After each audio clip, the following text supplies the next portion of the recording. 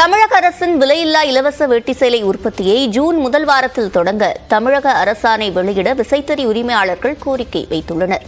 இதற்கான காரணம் என்ன என்பதை செய்தியாளர் பாபுவிடம் கேட்கலாம். பாபு, முழுமையான விவரங்கள். வணக்கம் சிவரஞ்சனி. தமிழகத்தில் நூல் விலை ஏற்றம் இறக்கத்தினால் தற்போது ஏராளமான ஜவுளி விசைத்தறி கூடங்கள் மூடப்பட்டிருக்கிறது. விசைத்தறி தொழிலை பாதுகாக்கிறதுக்காக தமிழ்நாடு விசைத்தறி கூட்டுறவு சங்கங்கள் கூட்டியக்கத்தின் சார்பில் ஒரே கோரிக்கை அரசு விடுத்திருக்காங்க. இவங்களுடைய ஒரே கோரிக்கை என்னன்னா, விலையில்லா வேஷ்டி சேலை எப்பயும் ஆகஸ்ட் மாதம் தொடங்கும் நிலையில் தற்போது ஜூன் மாதத்திலேயே தொடங்க வேண்டும் என கோரிக்கை விட்டனர். இது தொடர்பாக நம்மிடம் சொல்வதற்காக அச்சங்கத்தின் ஒருங்கிணைப்பாளர் கந்தவேல் அவர்கள் இருக்கிறார். அவரிடம் கேட்போம். சொல்லுங்கள். வணக்கம். தமிழ்நாட்டில் பார்த்தீங்கன்னா 5,40,000 விசைத்தறி இருக்குது.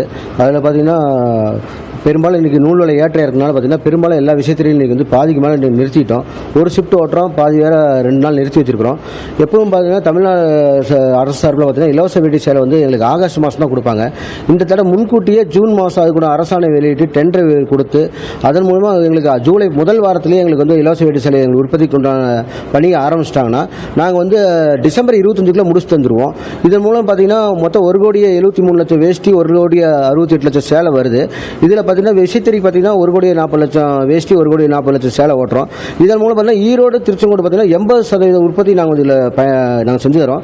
இதன் மூலம் பார்த்தீங்கன்னா லட்சக்கணக்கான தொழிலாளர் நேரடியாகவும் மறைமுகமாகவும் இதன் மூலம் பயன்பட்டுருக்காங்க. இந்த இலவச வேட்டி சேலை குறிப்பிட்ட நேரத்தில் கொடுத்து உற்பத்தி பண்ணும் பட்சத்தில் முழுமையான அனைத்து விசைத்தறி உரிமையாளர்களும் இதுக்கு ஓட்டி அதுக்குள்ள வேலைகள் செய்யறதுக்கு நல்லாயிருக்கும்.